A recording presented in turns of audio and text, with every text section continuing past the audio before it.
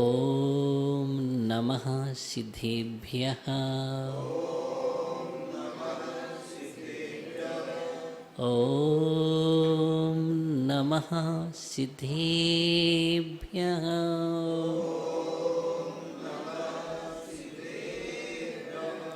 जे मङ्गलबोधाडं विमिलाडं नाणिदिल्सडोमयाडं तिलोहिषिहिराणं नमोसया सौविसिद्धाडं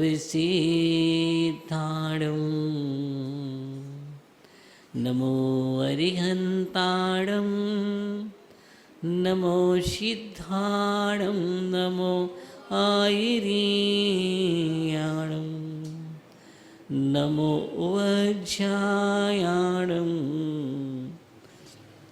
नमो लोये सौविसाहुणं सरस्वती नमस्तुभ्यं वरदे कामरूपिणी विद्यारम्भं करिष्यामि सिद्धिर्भवतु मे सदा।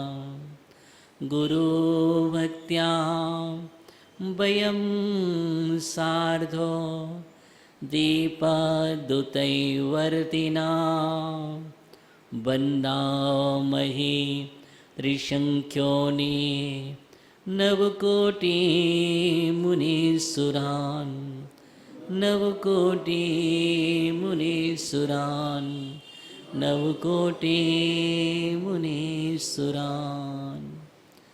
अनंतानंद सिद्धे परमेष्ठी भगवान के देवादिदेव पे खजराट मूल भगवान बासपूज्य स्वामी के देवादिदेव पे खजराट आदि ब्रह्म आदिनाथ भगवान की परमिष्ठ शांतिनाथ भगवान की शासन नायक भगवान महावीर स्वामी की परम पूज्य आचार्य भगवान कुंद कुंद स्वामी की परम पूज्य आचार्य भगवान मानतुंग स्वामी की परम पूज्य आचार्य भगवान गणाचार्य गुरुदेव वीराग सागर जी महामुनिराज की परम पूज्य आचार्य भगवान विशुद्ध सागर जी मुनिराज की ढाई दीप में विराजमान 3 कम 9 कोटि मुनिराजों की द्वादशांग जिनवाणी माता की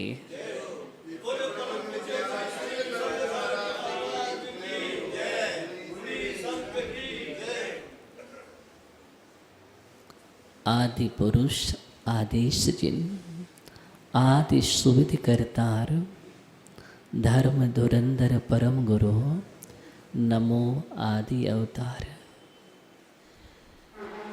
हम सभी तीर्थंकर ऋषभदेव आदि ब्रह्मा आदिनाथ भगवान का हम स्तुवन कर रहे हैं। आचार्य मानतुंग स्वामी भक्ति की गंगा में अविरल अवगाहन करते हुए अनेक अनेक मोतियों का सृजन कर रहे हैं। अंदर में जो खजाना है भक्ति का वह खजाना अभिव्यक्ति में मुखर हो रहा है।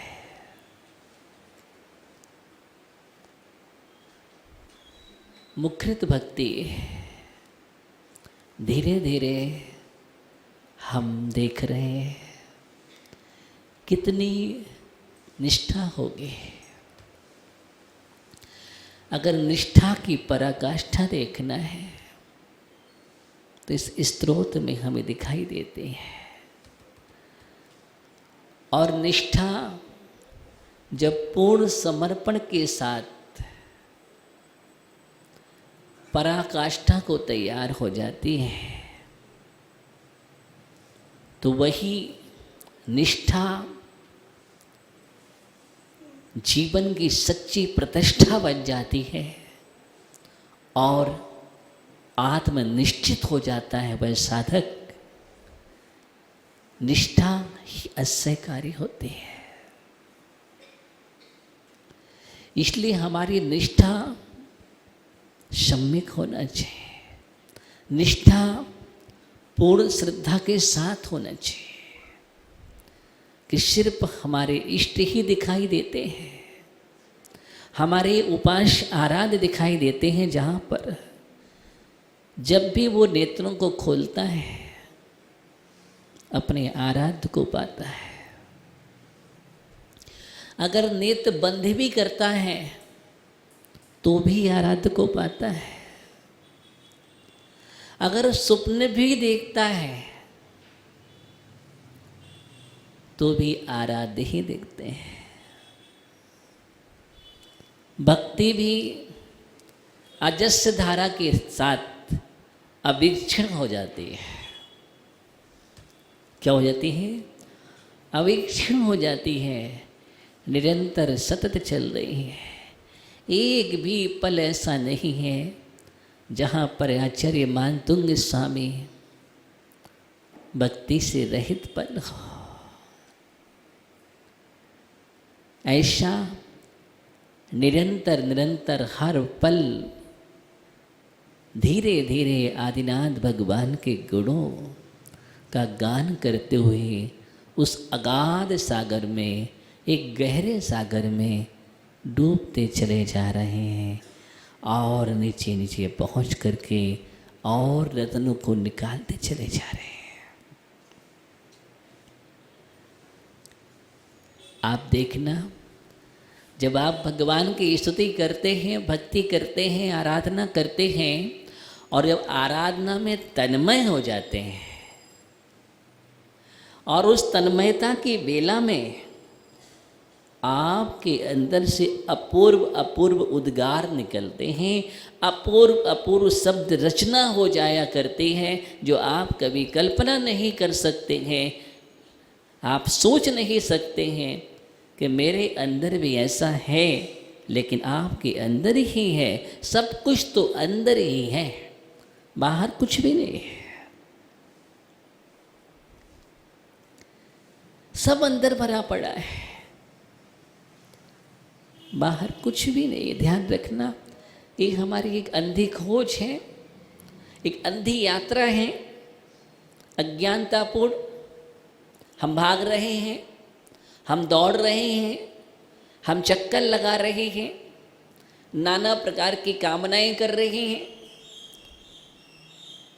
लेकिन मिलता कुछ नहीं। एक दौड़ हमारी होती है मृग मारीचिका की तरह। जैसे मृग मारीचिका, मृग दौड़ता है दौड़ता है दौड़ता है, थक जाता है, सोचता है आगे जलाशय है, वहाँ पहुँचता है, जलाशय नहीं होता है, फिर आगे बढ़ता है, चमकता हुआ दिखता है, जलाशय होगा, लेकिन वहाँ पर कुछ नहीं होता है। ऐसा उसकी यात्रा निरंतर बढ़ती चली जाती है, थकता चला जाता है, लेकिन समझ नहीं पाता है कि रेत के कण सूर्य की किरणों के माध्यम से चमक रहे हैं और ये चमक जो दिख रही है यही तो ब्रह्म है, वहाँ जल नहीं है।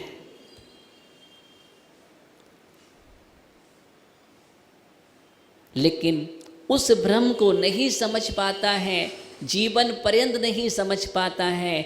जल नहीं पावे प्राण गमावे, भटक भटक फिरता, वस्तु पर आई माने अपनी भेद नहीं करता।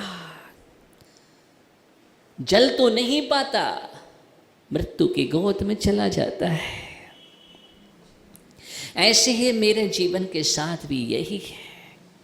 हम भी तो यही कर रहे हैं, बाहर में दौड़ लग रहे हैं कि अब सुख मिल जाएगा, वहाँ पर सुकून होगा, वहाँ पर शांति होगी, वहाँ पर आनंद होगा, वहाँ पर उपलब्धियाँ होगी, वहाँ हमारा कार्य सिद्ध हो जाएगा, हमारे मनोरथ पूर्ण हो जाएंगे, हमारी कामनाएं। लेकिन अंत में क्या होता है? कुछ नहीं होता है।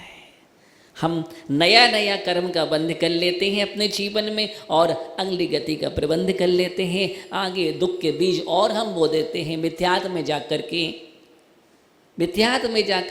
मिथ्यात्व के बीज हम बोते हैं और फिर वृक्ष तैयार होता है, फिर फल मिलते हैं, फिर हम बो देते हैं। इस संसार की अनंत यात्रा जो है हमारे जीवन में चली आ रही है, लेकिन अब हमें भगवान के दोनों चरण का पादमूल मिल गया है। क्या मिल गया है? भगवान के जिन पादिगम चरण कमल मिल गए हैं और मैंने चरण कमल को पकड़ लिया है अच्छे से, अब मैं छोड़ने वाला नहीं हूं, अब मैं छोड़ूंगा नहीं, क्योंकि मैंने देख लिया है कि आपके चरण कमल के अलावा दुनिया में कोई भी नहीं है, ऐसी शक्ति नहीं है, सारी शक्तियों आपके चरणों में विद्यमान है। ये वीतरागी चरण ही हमें वीतरागता की ओर ले जाएंगे। अरिहंत मुद्रा ही हमें अरिहंत बनाने में निमित्त बनेगी। निर्गंध मुद्रा ही निर्गंधता की ओर ले जाती है। ये दिगंबर मुद्रा ही दिगंबरत की ओर ले जाती है। अरे सरागी को देखेंगे सराग पाएंगे, रागी से राग मिलेगा, अज्ञानी से अज्ञान मिलेगा, कसाई से कसाय मिलेगी, विषय से विषय मिलेगा। जो जिसके पास होगा वह वही देगा, जो जिसके पास होगा वही मिलेगा, जो भरा है वही निकलेगा।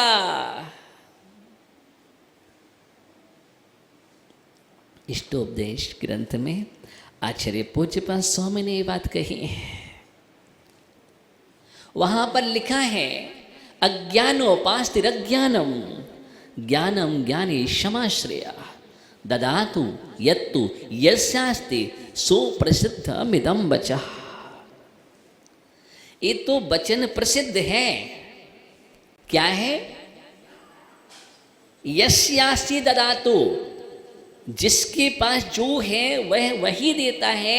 अज्ञानी के पास जाओगे, अज्ञानी की उपासना करोगे तुम्हें अज्ञान मिलेगा। मिथ्या दृष्टि के पास जाओगे तुम्हें मिथ्यात्व मिलेगा। असंयमी के पास जाओगे असंयम मिलेगा, और ज्ञानी के पास जाओगे तो ज्ञान मिलेगा। भगवान के पास जाओगे, दिगंबर मुद्रा के पास जाओगे तो क्या मिलेगा? वीतरागता के दर्शन होंगे, वीतरागता का खजाना मिलता है। दुनिया में ऐसा कोई स्थान नहीं है। अगर अपने खजाने को प्राप्त करना है तो अपने खजाने की खोलने की अगर चाबी है तो उस चाबी का नाम जिन भक्ति है। क्या है? जिन भक्ति है। और जिन भगवान के पास हम पहुंचते हैं वो हमें चाबी मिल जाती है, उस चाबी से हम खोल लेते हैं और वो खजाना मिल जाता है। देखो मानतुंग स्वामी क्या कर रहे हैं, ऐसी चाबी थी उनके पास, तुम कहाँ बंद करोगे? तुम 48,000 तालों में बंद कर देते ना, तो भी उनके पास वो चाबी थी कि तत्काल खुल जाते हैं। दुनिया में तुम कहाँ कैद कर सकते हो?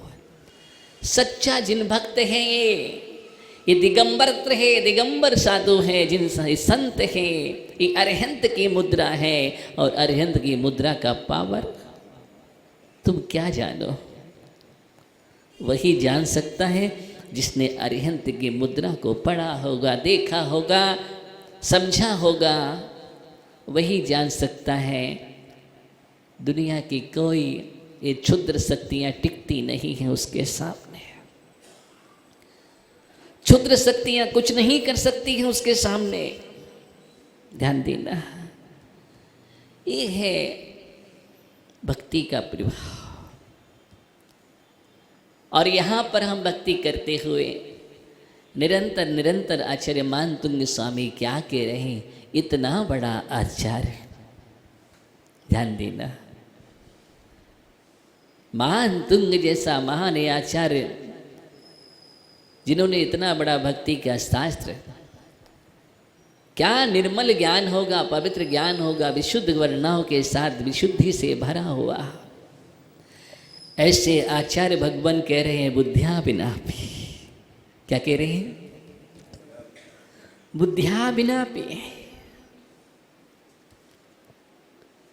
बुद्धि के बिना, मेरे पास बुद्धि नहीं है, मंद बुद्धि की रखना लाज है। मैंने लाज भी छोड़ दी, मैं लज्जा रहित होकर के, बुद्धि विहीन होकर के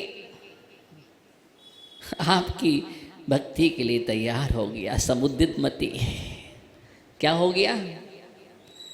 मैं आपकी भक्ति करने के लिए तैयार हो गया हूँ, तत्पर हो गया हूँ। अब कोई कुछ भी कहे, बुद्धिहीन होकर के। क्या लघुता है आचार्य मानतुंग स्वामी की। क्योंकि भगवान के सामने, और भगवान के सामने जब हो तो ये थोड़ी कहेंगे मैं बहुत बड़ा ज्ञानी हूँ। नहीं, जब जब भी हम आराध्य प्रभु के पास पहुँचे, गुरु के पास पहुँचे, तो अपने ज्ञान का प्रदर्शन नहीं करना चाहिए। अपना ज्ञान का प्रदर्शन अगर कहते हैं, करते हैं, अहंकार करते हैं, तो ध्यान रखना ज्ञानहीन हो जाओगे। क्या हो जाओगे? तुम्हारा ज्ञान छीड़ हो जाएगा, क्षयोपशम और माइनस हो गएगा। इसलिए प्रभु के पास और गुरु के पास जाओ तो खाली झोली लेकर के जाओ। कैसे जाओ? खाली झोली लेकर के जाओगे, भर के आओगे। खाली दिमाग लेकर के जाओगे। खाली दिमाग का मतलब बुद्धि की खुजलाहट नहीं होना चाहिए। खाली दिमाग का मतलब संसार के विकल्पों से रहित। खाली दिमाग का मतलब अहंकार जैसी बुरी विकृतियों से रहित। ऐसा मस्तिष्क एकदम तरल है, सरल है।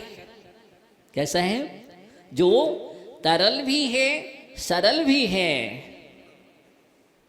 ऐसा मस्तिष्क भगवान के पास लेकर के जाओ, गुरुओं के पास जाओ। देखो तुम्हारा मस्तिष्क भरता है कि नहीं भरता है, तुम्हारा हृदय भरता है कि नहीं भरता है। नियम से भरेगा, गारंटी से भरेगा।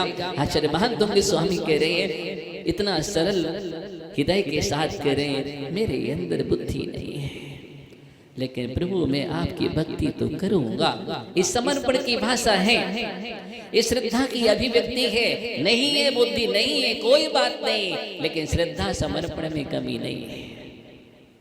किसमें? अगर श्रद्धा और समर्पण में कमी नहीं है तो तुम सबसे बड़े बुद्धिमान हो, और श्रद्धा समर्पणहीन हो और बुद्धि है, तुम बुद्धू हो, बुद्धिमान नहीं हो। गुरुओं के पास समर्पण हो। शिष्य अगर समर्पण के साथ गुरु के पास है तो शिष्य भर जाता है। भक्त भगवान के पास समर्पण के साथ है तो भक्त भर जाता है।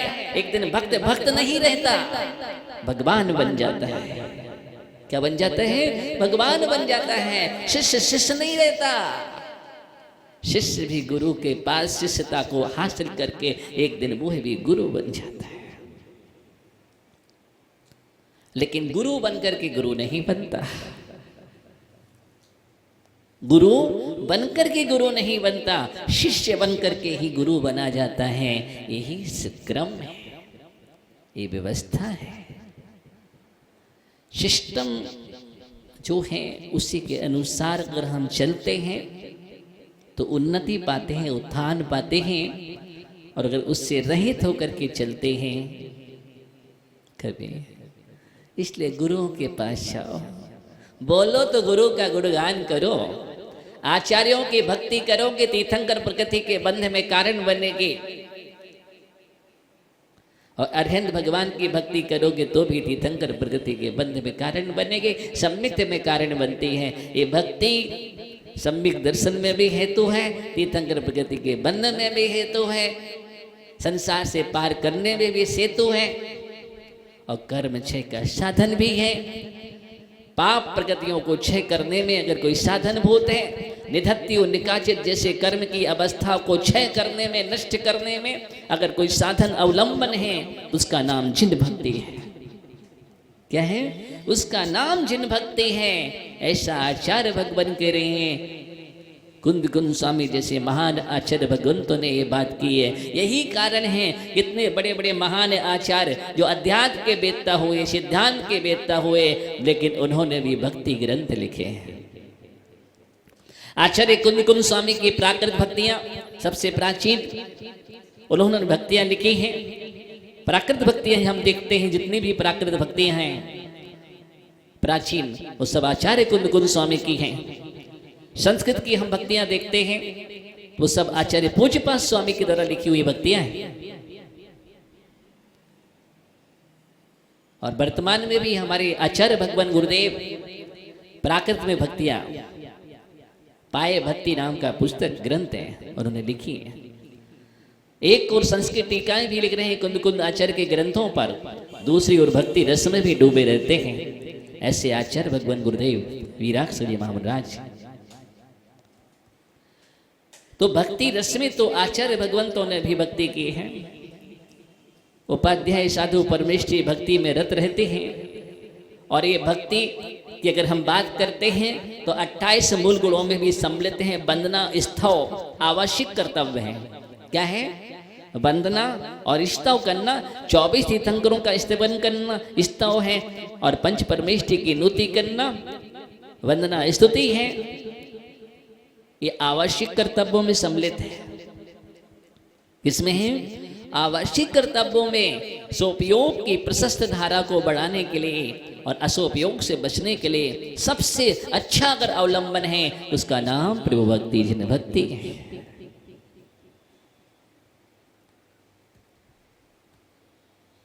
इसलिए ध्यान देना, गुरुओं की भक्ति करो। क्या करो? गुरुओं की भक्ति करो, प्रभु की भक्ति करो, और इतनी भक्ति करो, इतनी भक्ति करो कि तुम्हारे परिणामों में निर्मलता आ जाए। अरे तुम अपने मुखारविंद से अगर तुम्हें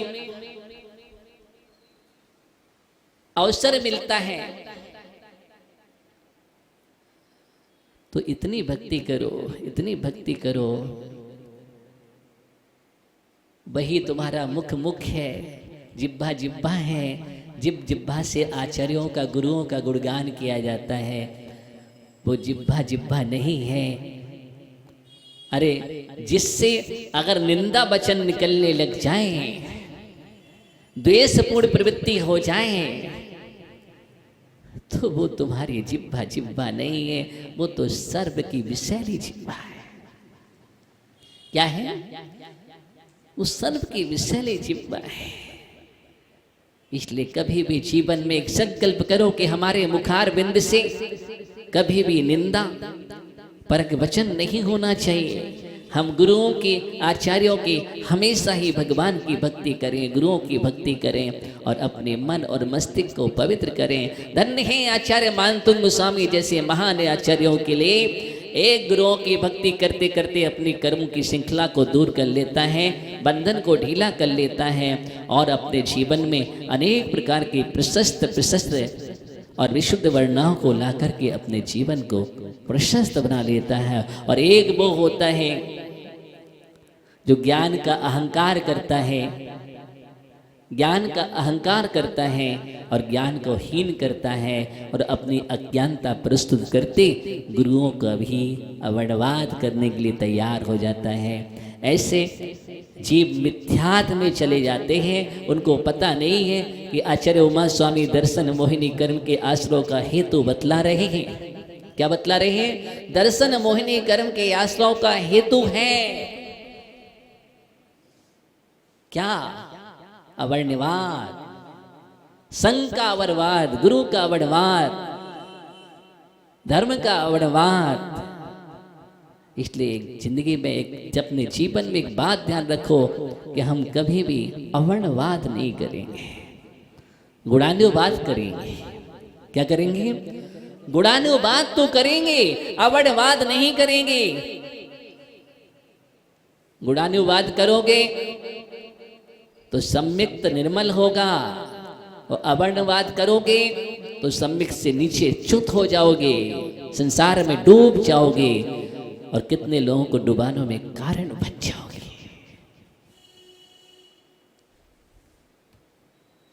इसलिए जीवन में एक संकल्प कर लो, आज हम भगवान की भक्ति में धीरे धीरे उतर रहे हैं,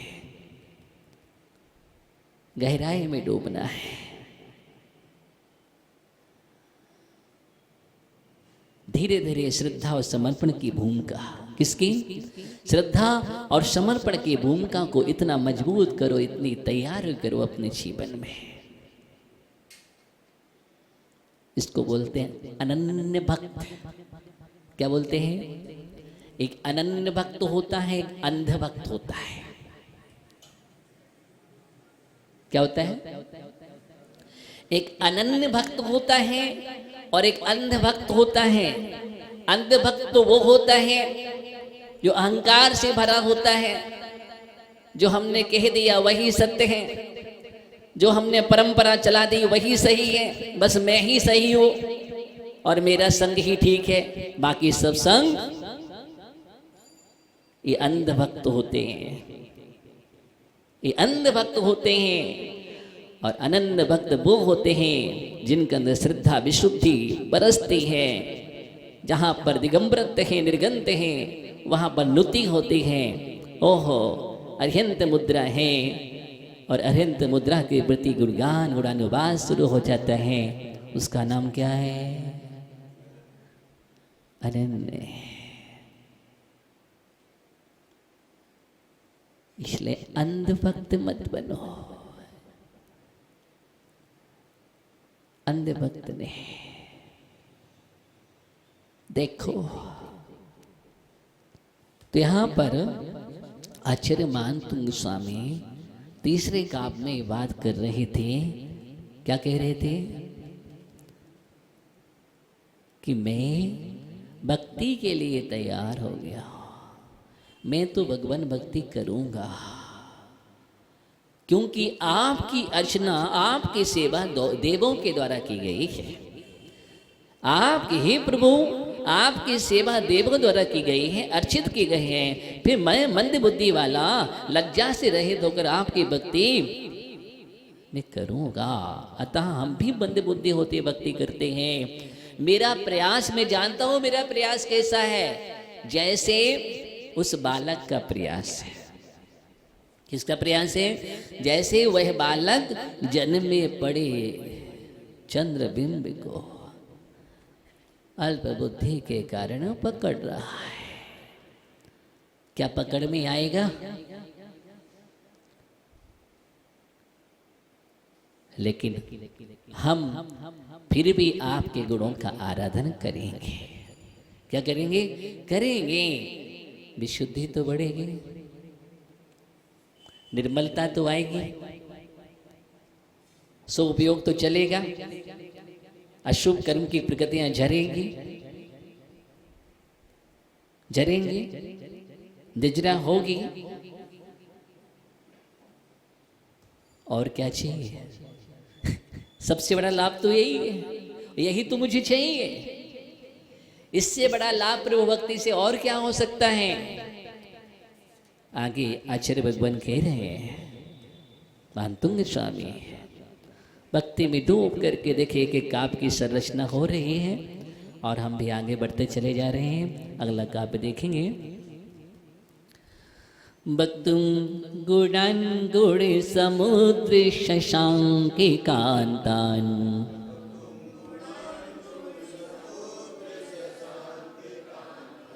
कस्ते क्षमा सूर्य गौरव प्रतिमोपि बुद्ध्या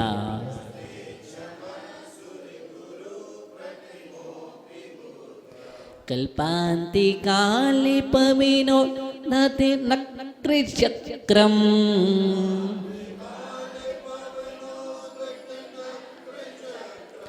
कोवातरीतु मलिमम्बु निधिं भुजाभ्याम्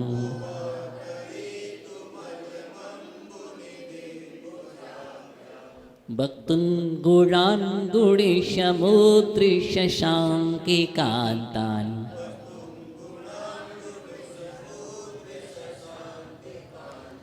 कस्ते क्षमा शूरे गौरव प्रतिमोऽपि बुद्ध्या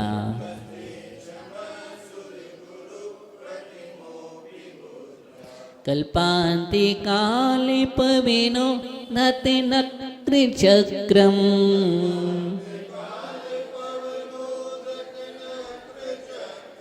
को वा तरेतुमलिमम्बो निधिं पूजाभ्याम्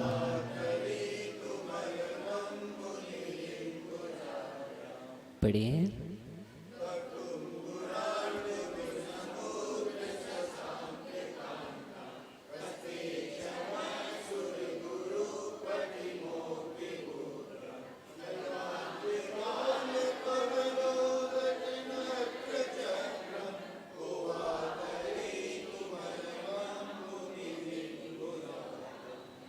यहाँ पर आचार्य मानसुंगामी सब इष्ट काव्य में कह रहे हैं कि देखो जो बुद्धि से विहीन हैं वो भक्ति नहीं कर सकते हैं, लेकिन भक्ति करने के लिए तैयार हो। एक और दूसरी बात इसमें क्या कही है, भक्तुम गुणान गुण समुद्र शशांक कांता, गुण समुद्र हे गुणों के सागर, गुण समुद्र यहां से संबोधन लिया है। हे प्रभु आप गुणों के सागर हैं। कैसे हैं? आप गुणों के सागर हैं, गागर नहीं, सागर हैं। इतना गहरा, इतना विशाल सागर है, इतना गहरा सागर है, जहां देखो गुण ही गुण नजर आ रहे हैं। इसलिए गुण ही गुण जहां हैं वही तो प्रभु है, वही आराध्य है। भगवान वही हो सकता है जहां पर गुणों का ही पिंड हो, एक भी दोष ना हो। इसलिए परमात्मा निर्दोष होते हैं, रंच मात्र भी दोष नहीं होता। वही हमारा प्रभु है, वही परमात्मा है। हे गुणों के सागर, कहाँ कस्ते, शाका विसर्ग, कहाँ ते माने आपके, ते माने आपके। हे गुणों के सागर आपके शशांक कांतान। अब गुणों का वर्णन चल रहा है। ते माने आपके, शशांक कांतान, शशांक चंद्रमा, कांतान माने कांति। शशांक चंद्रमा की कांति के समान उज्जवल। आपके गुण कैसे हैं? आपके गुण कैसे हैं? शशांक कांतान, चंद्रमा की कांति के समान उज्जवल है, धवल है। कैसे हैं? धवल है।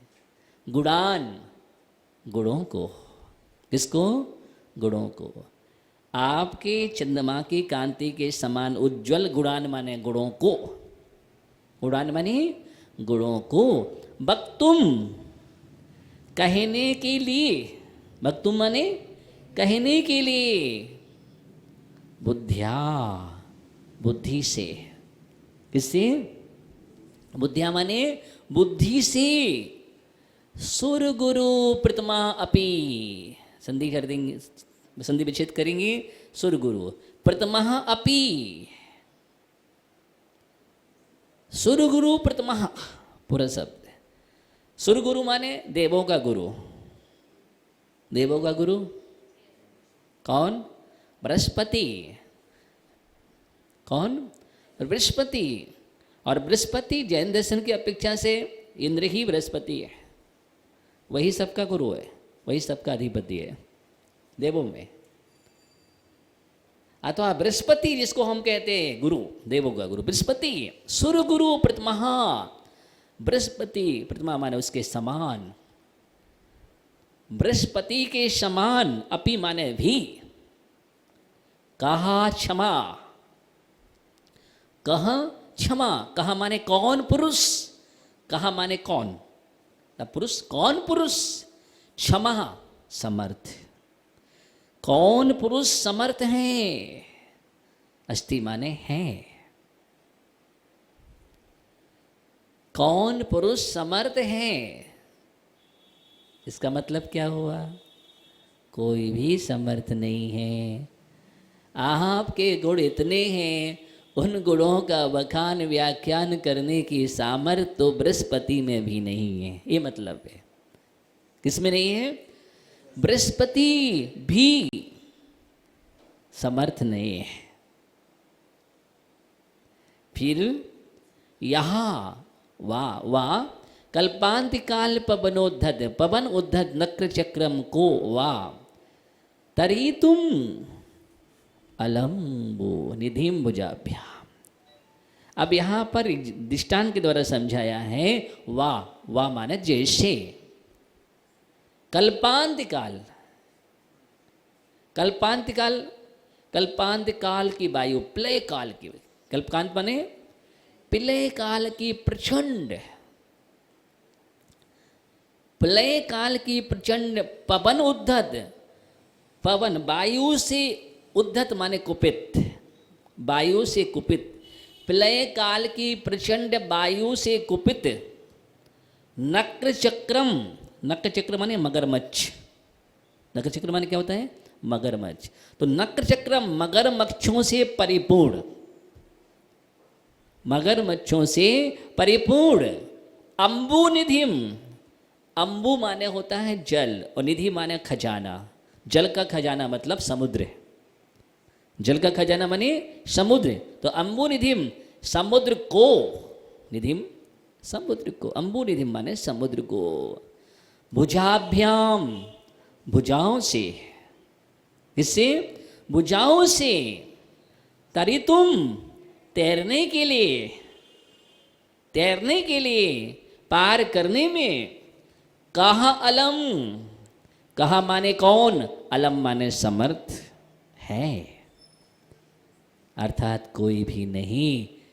ऐसा समुद्र जो विकराल समुद्र है, कैसा है? ऐसा समुद्र है जिसमें प्रलय काल का तूफान चल रहा हो, ऐसी वायु चल रही, ऐसी वायु प्रलय काल की प्रचंड वायु से प्रेरित हो रही है, उस वायु से उद्भूत तरंगे और उसमें मगरमच्छों से परिपूर्ण है, वो भी मगरमच्छों से परिपूर्ण हैं। ऐसे समुद्र को कौन होगा जो अपनी भुजाओं से पार कर सके? पार करने में, तैरने में कोई समर्थ नहीं है, कोई समर्थ नहीं है। ऐसे आपका गुण सागर गुणों से भरा हुआ समुद्र है, उसको पार करने में कौन समर्थ हो सकता है? बृहस्पति की भी ताकत नहीं है, तो हम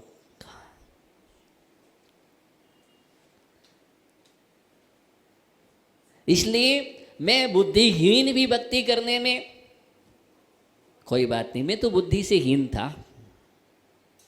या हीन हूं, लेकिन वो तो बुद्धि से सहित है। बृहस्पति क्या है?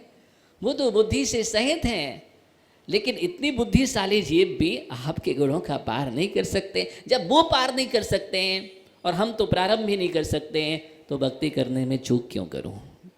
मैं तो करूंगा। क्या करूंगा? मैं तो भक्ति करूंगा, जैसे बनेगी वैसे करूंगा, जिस भाषा में, उस भाषा में करूंगा। भक्ति की कोई भाषा नहीं होती है, और भक्ति में जो कहा जाए वही भाषा होती है। ध्यान देना, जो भी तुम्हारे अंदर से श्रद्धापूर्ण अभिव्यक्ति हो जाए, उसी का नाम भक्ति है। आप चाहे प्राकृत में करो, चाहे संस्कृत में करो, चाहे हिंदी में करो, चाहे तमिल में करो, कन्नड़ में करो, मलयालम में करो, बंगाली में करो, बिहारी में करो, हाँ, मराठी करो, मारवाड़ी करो, किस में करना है? जिसमें आप कर सके, किसी में भी कर सकते हैं। और भक्ति की भाषा होती कैसी है? आप विनय पाठ में पढ़ते हो, मेरी तो दोष बनी ताते करो पुकार, भक्त भगवान के गुणों में जब लीन हो जाता है तो वहाँ पर मेरी तो तोषे बनी, और मेरी तो से आपस में बात करो तो आप क्या कहेंगे? कैसे बात कर रहे हो तुम? बात करने की तमीज नहीं है। क्या बोलोगे आप? आपको बोलना भी नहीं आता मेरी तरह। क्या बोल रहा है? मेरी तेरी। अच्छे से बोलो। क्या बोलेंगे आप? अच्छे से बोलो। और भगवान से आप कैसे बोल रहे हैं विनय पाठ में? उस समय आप कुछ सोचते नहीं हो। सोचते हो क्या? नहीं सोचते हो। प्रतिदिन पढ़ते मेरी तो से बनी, ताते करो पुकार। ऐसा लगता है जैसे मित्र हूं आपस में, मेरी तो से बनी। ये भक्ति की भाषा है। किसकी भाषा है? और भक्ति की भाषा में चलता है। और भक्ति की भाषा में तो हम सब बोलते हैं और शिकायत भी कर देते हैं कई बार। भक्ति की भाषा है। क्या है? भक्ति की भाषा की अंजन जैसे पापी तारे, उनको उतार दिया और हम यहीं बैठे, भगवान सुन ही नहीं रहे। आप बोलते हैं कि नहीं बोलते हैं?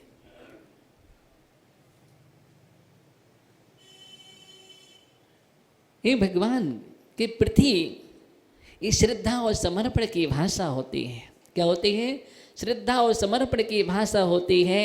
यही कारण कि आस्था के परमात्मा हमारे हृदय में विराजमान हो जाते हैं। भगवान वहाँ से तो नहीं आते, न वीर बन के आएंगे, न महावीर बन के आएंगे, न पारसनाथ बन के आएंगे, न आदिनाथ बन करके आएंगे। भजनों में आप कुछ भी बोलो, क्योंकि जैन दर्शन अवतारवाद नहीं है। क्या नहीं है? अवतारवाद नहीं है, उतारवाद है। अवतार नहीं। एक बार भगवान बन गए, सिद्ध हो गए, वापस नहीं आएंगे लौट करके भगवान तुम चले आना। आते क्यों नहीं हो? सुन लो मेरी पुकार। मैं कब से तुम्हें पुकार रहा हूं। कहो सबको, लेकिन रूप बदल के नहीं आएंगे, क्योंकि वो नहीं आने वाले। काले कल्ब सते पेज पढ़ते ना श्राप कचार्य में। एक बार भगवान बन गए, सिद्ध हो गए, रंद हो गए, अब वापिस नहीं होंगे, रिटर्न नहीं होंगे। अब तो आप सिद्ध बन सकते हैं, लेकिन वो यहाँ नहीं आएंगे। यहाँ से हम वहाँ जाएंगे। क्या करेंगे? हम ही वहाँ पहुँचेंगे। लेकिन आस्था के प्रभु होते हैं। किसके होते हैं? वो तो नहीं आएंगे, लेकिन विशुद्ध वर्णाओं में भक्ति की वो ताकत होती है कि आस्था के प्रभु हमारे हृदय के सिंहासन पर विराजमान हो जाते हैं। मेरे उर के सिंहासन पर पधराऊंगा आज तुझे, बोलते ना भक्ति में, मेरे उर के सिंहासन पर पधराऊंगा। मैं अपने हृदय के सिंहासन पर आज विराजमान करूंगा तुझे। अब सोचिए आप, ये भक्ति की भाषा है। और भक्ति की भाषा में गहरी श्रद्धा जुड़ी होती है, विशुद्धि जुड़ी होती है, और विशुद्धि और समर्पण में निश्चित ही उद्गार निकलते हैं। आचार्य मानतुंग स्वामी ने यही बात कही, हे गुण सागर चांद चंद्रकांत मणि के समान उज्जवल आपके गुण हैं, और ऐसे गुणों को कहने में बृहस्पति भी समर्थ नहीं है। बृहस्पति के समान कौन सक्षम है? अर्थात बृहस्पति भी नहीं कह सकते तो मैं तुच्छ बुद्धि वाला, तुच्छ बुद्धि का धारक हूँ, मैं कैसे हो सकता हूँ समर्थ? जैसे पिलय काल से उद्धर पवन के साथ मगर मच्छों के समूह से भरा हुआ सागर अपनी भुजाओं से, अपने हाथ से पार करने में कौन समर्थ है? अर्थात कोई भी समर्थ नहीं है। ऐसे मैं भी समर्थ नहीं हूँ, लेकिन फिर भी मैं प्रयास कर रहा हूँ। क्या कर रहा हूँ? प्रयास कर रहा हूँ। ये अहम की भावना नहीं है, अरिहम की भावना है। किसकी भावना है? यहाँ पर अहम नहीं है, अरिहम का सृजन करना है। अहम का विसर्जन के साथ, किसके साथ? अहम के विसर्जन के साथ अरिहम का सृजन होता है। और हम भक्ति में अरिहम का सृजन करते हैं। किसका करते हैं? अरिहम का सृजन करते हैं। इसलिए अहम को निस्सही निस्सही बोल के आते हैं। कैसे आते हैं? निस्सही निस्सही बोल करके आते हैं, पैरों को धो करके आते हैं। आते कि नहीं कि बिना पैर धुले चले आते हो? हाँ, बिना पैर धुले मंदिर में प्रवेश नहीं करना चाहिए। कई बार बोल गए हमारे पैर गंदे थोड़े थे। पैर धो करके प्रवेश करना चाहिए। इसलिए मैं चर्चा बाद में करूँगा, समय आपका हो रहा है। सिर्फ इतना ही कहना है कि हम सारे अहंकार रूपी विकल्पों को छोड़ करके आए और लघुता के साथ एकदम हल्के होकर के, कैसे भारी होकर के नहीं आना। अब तुम भारी होकर के आओगे तो तुम्हारा मस्तिष्क भारी रहेगा।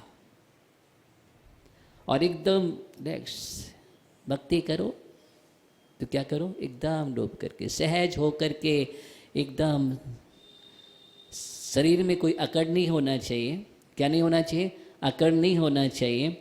शरीर में अकड़ होगी, वचनों में अकड़ होगी, मन में अकड़ होगी तो प्रभु की पकड़ नहीं होगी।